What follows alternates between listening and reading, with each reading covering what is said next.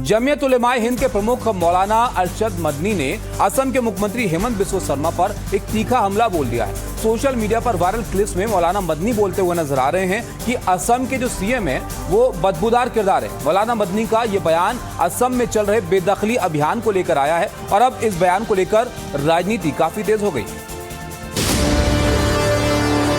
बदबूदार किरदार, हिमंता पर जहरीला वार। असम के चीफ मिनिस्टर का किरदार बदबूदार किरदार है। मदनी वर्सेस हिमंता, असम में सियासी रार।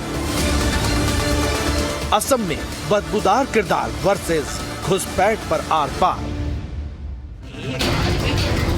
असम की सियासत एक बार फिर गर्मा गई है। जमीयत उलेमाए हिंद के अध्यक्ष मौलाना अरशद मदनी ने असम के मुख्यमंत्री हेमंत बिस्वा शर्मा पर सीधा हमला बोला है।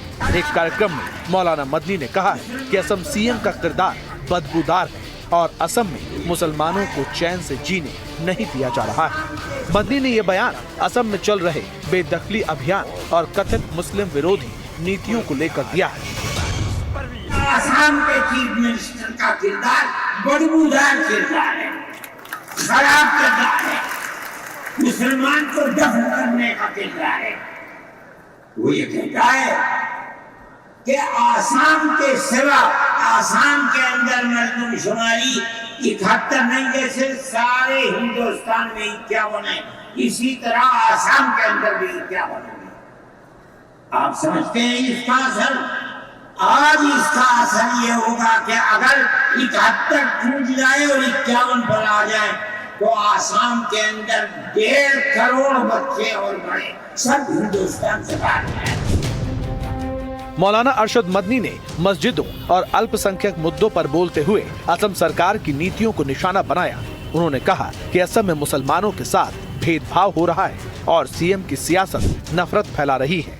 मदनी ने पुराना किस्सा भी याद दिलाया। जब हिमंता कांग्रेस में थे तब उन्होंने सोनिया गांधी को चिट्ठी लिखकर चेतावनी दी थी कि हिमंता को टिकट न दें क्योंकि उनकी मानसिकता आरएसएस वाली है और वो मुसलमानों के लिए आस्तीन का सांप साबित होंगे।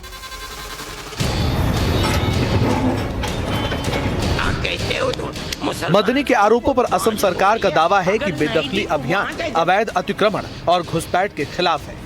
2021 से अब तक हजारों एकड़ सरकारी जमीन मुक्त कराई गई है, लेकिन जमीयत और विपक्ष इसे मुस्लिम बहुल इलाकों में टारगेटेड एक्शन बता रहे हैं। असम के सीएम हेमंत बिस्वा शर्मा ने मदनी के बयानों को खारिज किया। उन्होंने मदनी को कांग्रेस राज की देन बताया और कहा कि ऐसे बयान बीजेपी सरकार में बर्दाश्त नहीं किए जाएंगे। शर्मा ने घुसपैठियों की बेदखली और एनआरसी को अपने सरकार का एजेंडा बताया। उन्होंने मदनी पर आरोप लगाया कि वो सांप्रदायिक तनाव बढ़ाने की कोशिश कर रहे हैं। 2021 से अब तक असम सरकार ने बड़े पैमाने पर बेदखली अभियान चलाए हैं। सरकारी आंकड़ों के मुताबिक हजारों एकड़ सरकारी वन और सत्र भूमि अतिक्रमण से मुक्त कराई गई है, लेकिन विपक्ष और संगठन इसे मुस्लिम बहुल इलाकों में टारगेटेड एक्शन बता रहे हैं। ये विवाद असम की अस्मिता, घुसपैठ और अल्पसंख्यक अधिकारों के इर्द गिर्द घूम रहा है। मौलाना अरशद मदनी का बदबूदार किरदार वाला बयान सियासी हलकों में चर्चा का विषय बन गया है। एक तरफ सरकार इसे राज्य की जमीन बचाने का अभियान बता रही है, तो दूसरी तरफ आलोचक इसे ध्रुवीकरण की साजिश कह रहे हैं।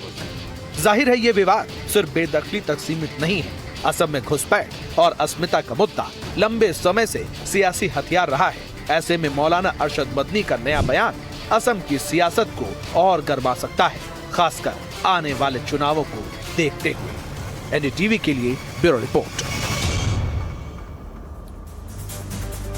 दिल्ली में अब बाबा के बुलडोजर एक्शन की तैयारी हो रही है। दरअसल दिल्ली में उत्तर प्रदेश की सीमा से सटा हुआ आली गांव एक इलाका है जहां पर यूपी और दिल्ली दोनों के पुलिस प्रशासन की ओर से अतिक्रमण पर एक्शन हो रहा है। और ये जो मामला है ये यूपी सिंचाई विभाग की जमीन पर अवैध कब्जे का दरअसल है, जिसको लेकर 300 से ज्यादा घरों को सील किया गया है और अब इन अवैध बने घरों पर बुलडोजर चलाने की तैयारी हो रही है। हालांकि यहाँ रह रहे जो लोग हैं वो इसका विरोध कर रहे हैं।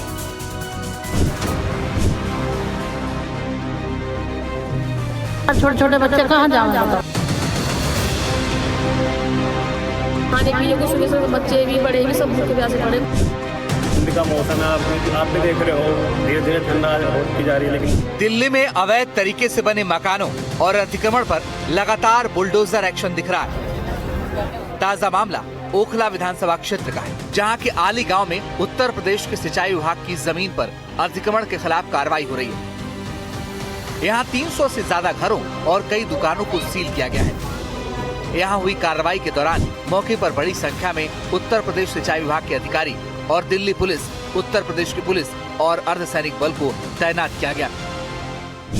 उत्तर प्रदेश दिल्ली बॉर्डर पर स्थित अली गांव पर प्रशासन का डंडा चला है। प्रशासन ने यहां पर अवैध रूप से जो बने मकानों को खाली कराया और इन मकानों को सील कर दिया गया।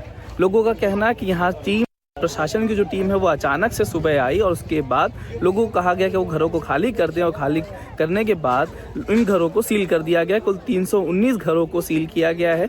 कुछ लोगों का कहना है कि वो इस ऑर्डर के खिलाफ हाईकोर्ट भी गए थे, लेकिन अभी तक वहां से ऑर्डर आता उससे पहले ही प्रशासन ने पूरे घरों को खाली करा दिया। कोर्ट ने इन जमीनों से अतिक्रमण हटाने के लिए 14 दिसंबर तक की तारीख दी थी। ऐसा नहीं होने पर 15 दिसंबर से कार्रवाई की बात कही गई थी। ये कार्रवाई तो हुई, लेकिन बढ़ते प्रदूषण की वजह से ग्रेफ 4 लागू होने की वजह से बुलडोजर एक्शन नहीं किया गया। अतिक्रमण की जद में आए मकानों और दुकानों को सील कर वहां की बिजली काट दी गई। इस कार्रवाई से सैकड़ों परिवार सड़क पर हैं। उनका कहना है कि वे सालों से आ रहे हैं और जब उन्हें बेघर कर दिया गया तो वो कहां जाएं? हमें 40 साल से यूं तो ही टूटेगी पर टूटी नहीं अभी तक। जैसा अब हो रहा है ऐसा अभी तक नहीं हुआ। अच्छा। हम कोर्ट गए परसों, तो फरवरी की 11 तारीख मिल गई भैया। अभी 9 बजे 10 बजे आके इन्होंने हंगामा करा। हमारे छोटे छोटे बच्चे कहाँ जावे बताओ? सुबह से भूखे प्यासे पड़े हम। भूखे प्यासे हैं, कुछ नहीं दे रहे खाने पीने को। सुबह से बच्चे भी बड़े भी सब भूखे प्यासे पड़े, कुछ नहीं दिया खाने के लिए। आप ठंड का मौसम है, आप भी देख रहे हो, धीरे धीरे ठंडा होती जा रही है। लेकिन कुछ नहीं है ऐसा। कोई खाने पीने की व्यवस्था है या कोई रहने की जगह कुछ नहीं दिया गया इन लोगों ने। अतिक्रमण के खिलाफ ऐसी कार्रवाई दिल्ली के कुछ और इलाकों में लगातार हो रही है, लेकिन ये मामला 2 राज्यों से जुड़ा है। आंकड़ों के मुताबिक यहाँ उत्तर प्रदेश सिंचाई विभाग की 8.48 एकड़ जमीन पर अतिक्रमण किया गया है, जिसे खाली कराया जा रहा है। देखिए तो ये जो घर है इसको बंद कर दिया गया और यहाँ पर भी सील लगा दी गई है, ताकि इसको भी अब चलाने की अनुमति नहीं है। सवाल ये है कि ये जो आंगनवाड़ी इतने सालों से चल रहे थे, क्या वो अवैध थे? अगर अवैध थे तो फिर इन घरों में क्यों आंगनवाड़ी चलाया जा रहा था? क्योंकि यहाँ पर जो बच्चे पढ़ते थे अब वो कहाँ जाएंगे, इसको लेकर कोई क्लियरिटी नहीं है। केयर टेकर्स का कहना है कि जब टीम आई तो हमने उनको मना किया कि आंगनवाड़ी क्यों ना बंद किया है, तो उन्होंने कहा कि हमारे पास ऑर्डर है घर खाली करवाने का, बच्चों को लेकर उनको जिम्मेदारी नहीं है। महिलाएं हैं, बच्चे हैं, उनके लिए कोई खाने या कोई टेंट का इंतज़ाम नहीं किया गया। इस वजह से लोगों को दिक्कत ये हो रही है कि खुले आसमान में, क्योंकि ठंड बढ़ चुकी है, ऐसे कैसे वो यहाँ पे रहेंगे, जबकि यहाँ पर करीब 319 घरों को सील किया गया, जिसमें करीब 1000 के करीब लोग रहते हैं। अब वो सभी लोग इन सड़कों पर, इन बाहर जो घरों के बाहर रहने को मजबूर हैं। मैं अश्विनी कुमार, NDTV इंडिया के लिए।